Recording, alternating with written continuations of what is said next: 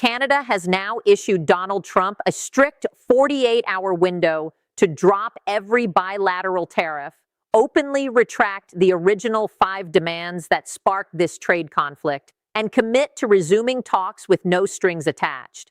Should that window close without action, Canada intends to unleash a $935 billion countermeasure plan, the broadest and most forceful economic response any country has ever mounted against the United States. The timer began this morning and is running as we speak. Pause for a second and absorb that. Just 8 months back, Canada was the one under intense U.S. trade pressure, expected to bow to those 5 conditions and let America call the shots on its economy, trade choices, currency decisions, and even foreign relations. Now, Ottawa has handed the U.S. president a 48-hour ultimatum, not a polite appeal, not a gentle hint, not a worried diplomatic cable, but a firm line in the sand backed by $935 billion in potential fallout. The entire balance of power in this dispute has flipped completely. Warren Buffett reacted right away, pointing out the clear distinction between bluffs you can brush off and ultimatums you simply cannot. His take on why Canada's version firmly belongs in the latter group is exactly what every decision maker in Washington should absorb before time expires. Buffett isn't observing from the sidelines. He's invested billions based on his belief that Washington won't meet the terms. When you examine Canada's specific requests, see how each one was crafted to appear entirely fair, yet catastrophic to reject. Grasp what the $935 billion package actually includes, piece by piece, and realize why Trump will almost surely refuse, even though agreeing makes sense by any logical measure. You'll see why these next 48 hours could rank among the most pivotal in U.S. trade history. Subscribe now. Time is short. Let me walk you through exactly what Canada is insisting on, because these terms show just how sharp and calculated Ottawa's approach has grown. These aren't outrageous requests meant to embarrass. They're framed to be scrupulously fair, so rejecting them looks unreasonable to any observer. First condition, immediate halt to all bilateral tariffs. Every levy placed on Canadian products since this dispute started, steel, aluminum, lumber, dairy, finished goods, must stop within 48 hours. No gradual wind down, no step-by-step cuts, no referral to some review panel, just an instant freeze. Canada isn't seeking discussion here. It's calling for an end to hostilities, which ranks as the most sensible ask any nation can make after 8 months of economic battling. Those tariffs have cost U.S. consumers roughly $47 billion annually. They've missed every promised goal. They've driven up prices for American-made items relying on Canadian materials. They've thrown off supply chains built for smooth cross-border flow. Lifting them would deliver quick relief to U.S. companies, ease household costs, and steady the North American production system supporting millions of American jobs. The first condition is structured so that following it actually benefits the United States. Dropping tariffs that damage American buyers more than Canadian sellers isn't giving ground. It's basic logic, and that reality makes refusal so damaging. Saying no means deliberately prolonging harm to your own citizens rather than conceding the policy misfired. Second condition, formal, public retraction of the 5 demands. The sovereignty provision, currency restriction, snapback tariff power, foreign policy alignment mandate, and intelligence stipulations. All 5 must be explicitly and openly withdrawn via an official White House declaration. Not quietly dropped, not postponed for later talks, not allowed to slip from view, publicly erased. Those 5 points were unanimously rejected by Canada's parliament across every party and seat. They faced over 80% disapproval from the Canadian public. They sank 2 trade agreements totaling $1.65 trillion. Allies worldwide labeled them colonial, unrealistic, and baseless. Canada is simply asking Washington to state openly what the rest of the planet already recognizes. The demands were flawed from day one. They triggered the crisis, and they must be officially scrapped. This is where the ultimatum turns personal, because openly pulling back those 5 points requires admitting the whole approach collapsed. For a president whose brand rests on never losing or owning mistakes, that concession may prove the toughest ask of all, not due to lack of fairness, but because it clashes fundamentally with how this leader thinks and acts.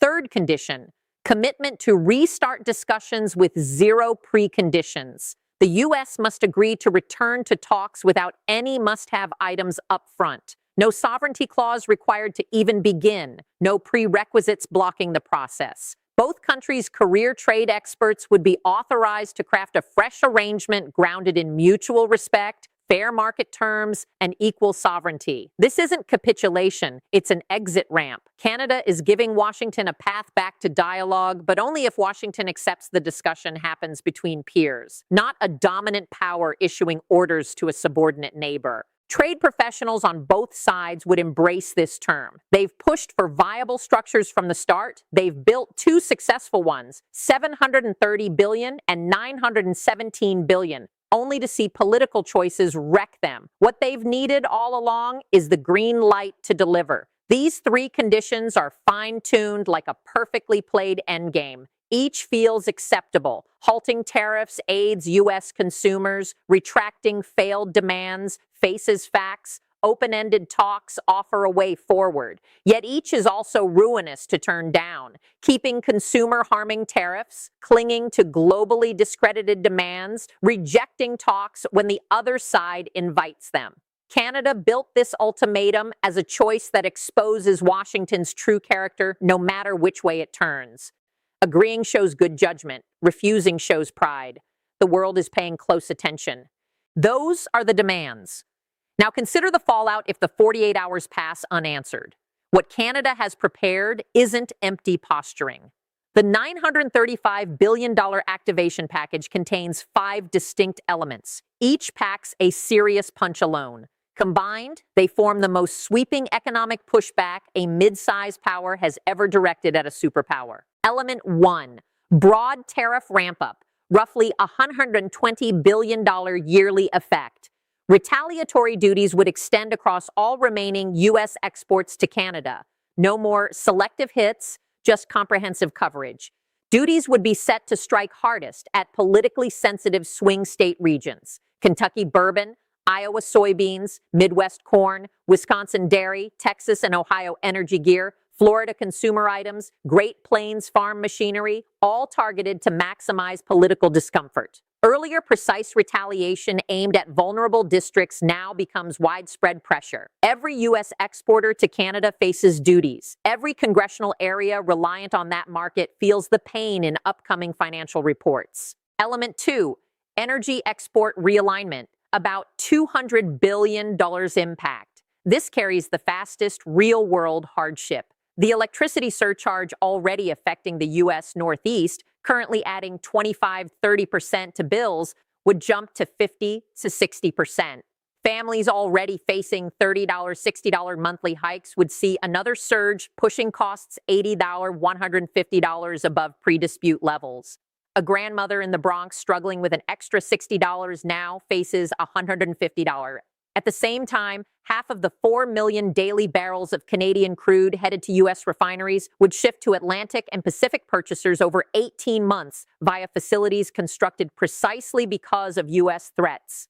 Natural gas flows would pivot toward Europe and Asia, where partners offered cooperation instead of coercion. If the deadline lapses, the energy link undergoes lasting change, not short-term pricing tweaks, but permanent redirection backed by new infrastructure. U.S. refineries designed for Canadian heavy crude face shortages no presidential directive can fix, as the oil moves through alternate routes to serve different buyers. Refineries idle and the jobs tied to them vanish. Element 3, critical minerals cutoff, around $85 billion effect. All mineral shipments to the U.S. halt completely. Lithium, nickel, cobalt, aluminum, rare earths. Every vital mineral heading from Canadian mines to American factories stops cold. Contracts Canada inked with Germany, Japan, and Korea during the dispute already absorb redirected volumes. Those deals were made exactly to secure other buyers if the U.S. market closed. The massive 6.8 billion ton aluminum deposit developed solely with non-U.S. partners under agreements barring American firms for decades. U.S. EV battery makers lose lithium and cobalt sources instantly. Defense suppliers lose aluminum and rare earths. Chip producers lose key inputs with no comparable substitute in scale, quality, or price anytime soon. Minerals once destined south under the killed $917 billion mineral agreement now supply every major industrial nation except the one that torpedoed the pact. Element 4, financial separation, roughly $180 billion impact. Euro clearing systems speed to full function. Canadian pension funds and sovereign wealth shift away from U.S. assets on an accelerated schedule. Banking ties between Canadian and U.S. institutions pause. Cross-border financial offerings end. $180 billion in Canadian institutional money pulls out of U.S. markets in weeks instead of years. Funds holding U.S. treasuries divest. Banks handling cross-border deals stop. The financial links binding the economies unwind in a deliberate, staged manner. Element 5, multilateral alliance engagement, approximately $350 billion impact. This element should alarm Washington most. It extends far beyond bilateral. The Germany-Canada partnership turns exclusive, shutting American firms from Canadian resources completely. The Commonwealth adopts preferred tariff arrangements across 56 countries, deliberately sidelining the United States. CPTPP nations align trade strategies bypassing U.S. unpredictability. EU solidarity steps engage, NATO purchasing shifts through Canadian channels. America's traditional partners, Germany, Japan, Britain, Australia, the EU, join coordinated economic measures backing Canada. The alliance structure Canada cultivated over 8 months was built for precisely this scenario. $935 billion across 5 pillars: tariffs, energy, minerals, finance, alliances. Each stands potent independently. United, they mark the most thorough economic retaliation a non-superpower has ever prepared against a superpower. The figure itself sends a signal. $935 billion exceeds the $917 billion agreement Trump discarded. Canada built greater leverage than the original deal held. The threat now outweighs what settlement once offered. That's when Warren Buffett stepped in to judge whether this ultimatum holds weight. He explained there are 2 types in the world: theatrical ones where the threat lacks substance, deadlines bend, and everyone knows follow-through is impossible, and genuine ones where the capability is ready, the timeline is rigid, and the issuer both can and will act. Canada's fits the genuine category. Here's why I agree. Every piece of the $935 billion plan already functions independently. Retaliatory tariffs sit drafted and prepared. Energy rerouting infrastructure stands complete. Mineral deals with allies are sealed. Financial workaround systems exist. Allied coordination is ongoing and practiced. Canada isn't assembling the response. It already has. The 48 hours merely removes the final safeguard. In assessing any ultimatum, and I've participated in negotiations from every angle for 7 decades, I ask 3 things. Can the issuer deliver? Absolutely. Canada has every element in place. Will they deliver? After 8 months of U.S. actions against Canada, resolve is total. Do they have fallback options if it fails? Canada possesses more active trade alternatives than anyone involved. The Germany partnership, Commonwealth, CPTPP, broader EU ties. All 3 answers come back yes. This ultimatum carries real force. On whether Trump will meet it, Buffett has aligned Berkshire's holdings expecting refusal, not because the terms lack sense. They rank among the fairest possible under these conditions. Halting tariffs aids U.S. consumers. Retracting failed demands accepts global consensus. Open talks deliver the resolution both sides' trade experts crave. Refusal stems from requiring something this leader cannot give: public recognition that his strategy collapsed.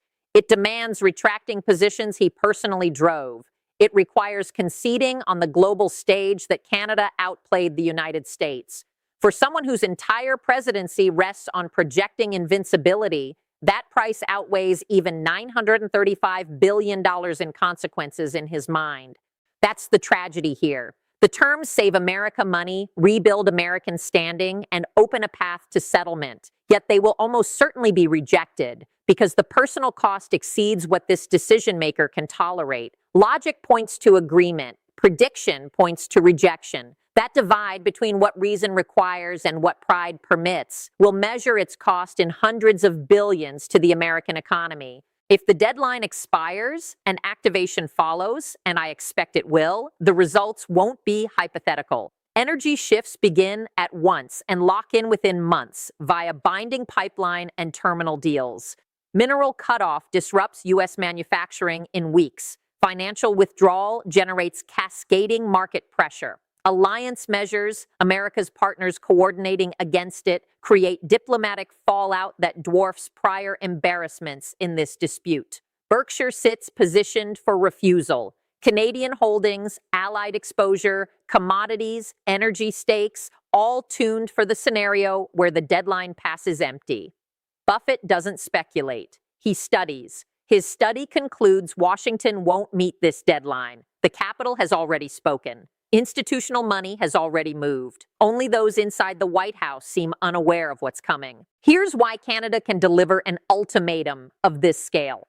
8 months ago, it would have been unthinkable. The operational leverage didn't exist. Infrastructure wasn't ready. Alliances weren't solidified. Mineral finds weren't verified. Financial alternatives weren't established. Canada's capacity to back a credible $935 billion threat against the United States stems directly from 8 months of American strategic missteps. Every U.S. escalation intended to force Canadian surrender instead supplied Canada the drive, rationale, and global backing to construct the most complete economic countermeasure package ever devised by a middle power. Look at the list. Energy leverage from 4 million daily barrels of crude U.S. refineries need, plus hydroelectric flows the Northeast grid requires, plus Atlantic diversification built specifically to lessen reliance on the U.S. market. Mineral leverage from the 6.8 billion-ton aluminum find, existing critical reserves, and 25-year allied contracts securing other buyers. Alliance leverage from the $180 billion Germany-Canada link, Commonwealth of 56 nations, CPTPP Asia-Pacific reach, EU integration, UK ties. Financial leverage from euro clearing bypassing the dollar, $180 billion in Canadian capital invested in U.S. markets, ready for withdrawal, suspendable banking links, credibility leverage from Carney's standing as the most respected democratic economic figure, and Canada's image as dependable versus U.S. unpredictability. None of this operated 8 months ago. 8 months of U.S. pressure created every part. Tariffs pushed Canada to spread trade ties, and Canada did so with remarkable speed and focus, surprising Washington completely. Partnerships with Germany, Japan, Korea, the EU, and Commonwealth now underpin the alliance element. Energy threats drove construction of Atlantic facilities, LNG terminals, hydrogen routes, pipeline shifts, and energy pacts with European and Asian partners. Exactly the energy realignment piece. Mineral pressure led to 25-year market deals with allies, providing the outlet that enables the mineral cutoff without stranding Canadian producers. The 5 demands generated worldwide sympathy and allied unity, making multilateral pressure against the U.S. not only feasible but welcomed by America's own partners. Destroyed deals, $730 billion sunk by poison pills, $917 billion lost over sovereignty, spurred financial autonomy via euro clearing and divestment tools, forming the financial separation piece. Every segment of the $935 billion package traces back to Washington's moves. Tariffs created retaliatory ability. Energy threats created diversification assets. Mineral demands created alternate partnerships. Deal breakdowns created financial workarounds. The prolonged 8-month campaign against a Democratic ally created the global goodwill enabling coordinated allied action against the United States, action that's now politically favored. Washington didn't merely lose this trade war, it equipped Canada. Every threat became a building block now turned against the source. Every tariff became a lesson Canada mastered. Every collapsed deal became fuel Canada channeled into capability. The $935 billion package standing behind this 48-hour deadline is the fully realized outcome of American strategic blunders. Carney selected 48 hours deliberately, and the choice itself highlights the strategic precision defining Canada's handling of this entire clash. Not a week, not a month, not an indefinite period. 48 hours, because Carney grasps Washington's habits better than Washington grasps them. A week allows stalling, interagency groups, legal reviews, press events previewing tomorrow's press events. 30 days permits posturing, counter threats, friendly leaks, and running out the clock via perfected bureaucratic delay. 48 hours forces a decision, no time for panels, no room for analysis, no space for messaging, just comply or absorb $935 billion in fallout. The binary choice Canada once faced is now the choice 48 hours imposes on Washington. No delay, no theater, no refuge in procedure. Issuing such a tight deadline reflects total assurance, certainty in leverage, certainty in delivery, readiness to act the instant the clock hits zero. Now, the harshest truth in this breakdown, the part every American who grasps the stakes should find troubling. The logical argument for compliance is overwhelming, yet it likely won't sway the outcome. Halting tariffs saves U.S. consumers $47 billion yearly, $130 million daily in higher prices families and businesses currently absorb from failed tariffs. Lifting them would immediately lower costs for American cars using Canadian parts, groceries crossing the border, construction relying on Canadian lumber and steel, and stabilize supply chains millions of manufacturing jobs depend on. It would represent the largest consumer relief step available to any administration, bigger than tax relief, stimulus, or subsidies, and cost the government zero. Retracting the 5 demands recognizes what every allied capital, international body, independent analyst, and career negotiator on both sides has concluded. The demands lacked legitimacy, sparked the crisis, and wrecked $1.65 trillion in agreed frameworks. It accepts reality. Open talks deliver the route to a new bilateral structure both sides' professionals have urgently sought from the outset. 2 frameworks succeeded, 2 were sabotaged. Negotiators remain ready for a third if permitted. Compliance would close the trade war on terms favoring American workers, companies, and households. Allied governments would view it as the first evidence of U.S. reason in 8 months. Markets would rally as investors shift from endless conflict to settlement. American trustworthiness would start a slow, difficult recovery. The logical case isn't merely strong, it's near universal among serious economic observers of this dispute. But ego blocks the path from logic to action like an impenetrable barrier no economic argument can overcome. Publicly retracting the 5 demands requires publicly stating the core trade war strategy was misguided from the start. It means facing cameras to declare the sovereignty clause imperial, the currency restriction excessive, the overall plan flawed. For a leader who has never publicly conceded error on anything, who has constructed a political persona around flawless judgment and perpetual victory, that statement isn't policy refinement, it's existential threat. Complying with Canada's deadline means openly conceding on the world stage that Canada prevailed, that the nation Washington sought to coerce now dictates terms, that power has inverted so thoroughly the U.S. president answers to an Ottawa-set 48-hour clock. Returning to talks without preconditions means dropping the dominance model that shaped the entire conflict from day one, the belief that America sets terms and others obey. This president sank a $730 billion deal rather than drop the sovereignty clause. He sank a $917 billion deal rather than accept a structure lacking it. Twice, costing $1.65 trillion in lost agreements, $47 billion yearly in tariff burdens, and vast damage to credibility and alliances, he proved willing to wreck any outcome missing dominance over Canadian sovereignty. The pattern holds clear across 2 years of escalation and predicts with near certainty the clock will run out unanswered.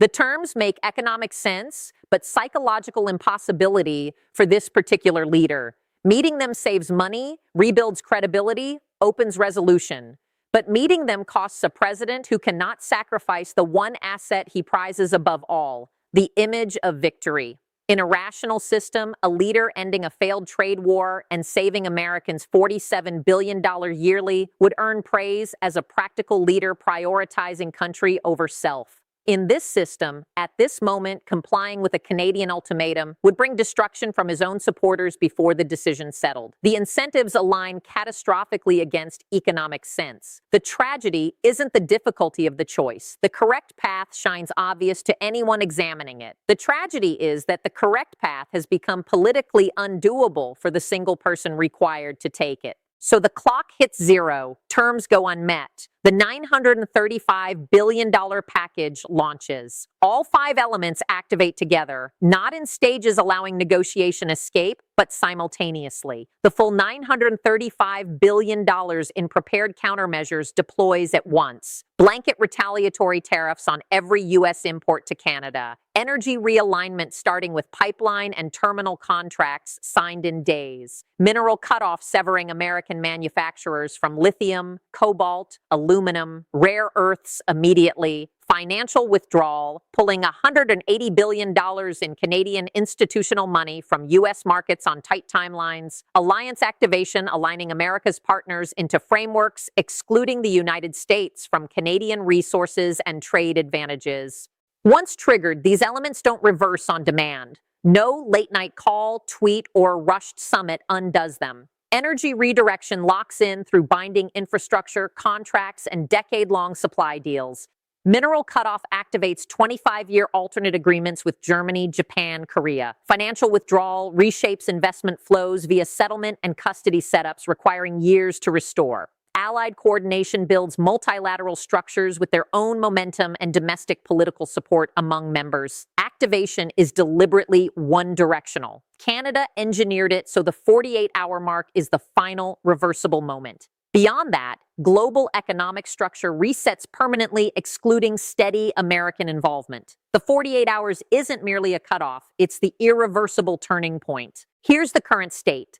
Canada delivered a 48-hour ultimatum with 3 conditions. Halt tariffs harming your own citizens, retract demands the world has dismissed, return to talks as equals.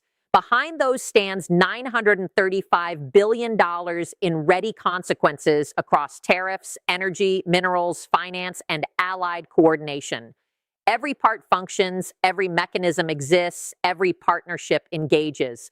Buffett deems the ultimatum authentic and has staked billions on non-compliance. Logic answers yes to every condition. This decision-maker's likely answer is no. 8 months ago, Washington presented Canada 5 demands backed by the world's largest economy, reserve currency issuer, global finance hub, and expected submission because history suggested countries yield to U.S. pressure. That was the anticipated pattern. That was the administration's calculation. Today, Canada presented Washington 3 conditions backed by leverage spanning 5 economic dimensions: tariffs, energy, minerals, finance, coordinated allied pressure, all constructed during the very trade war meant to crush Canadian resolve. 8 months ago, the world anticipated Canadian submission. Today, the world watches whether Washington submits. That traces the full arc of this trade war, from U.S. demands to Canadian ultimatums, from obey or suffer to choose reason or face consequences, from superpower ordering neighbor to neighbor ordering superpower to decide. The inversion that started with rejected demands continued through collapsed deals, diversified ties, mineral finds, weaponized power grids, and global partnerships now stands finished. Canada sets the clock. Washington watches it tick. Keep watching the clock. Watch the White House reaction. Watch markets at hour 47. Because at hour 49, either this trade war concludes or it shifts into a stage making all prior events seem minor. 48 hours, 3 conditions, $935 billion in consequences. Canada crafted this ultimatum as the simplest yes imaginable in international trade. Halt self-damaging tariffs. Retract globally rejected demands. Negotiate as equals. Reason says yes. Economics says yes. American interests say yes. And the most probable response from a leader who has sacrificed $165 trillion in deals rather than accept anything short of dominance is no. The clock keeps running, and the gap between reason and ego is about to be measured in hundreds of billions of dollars.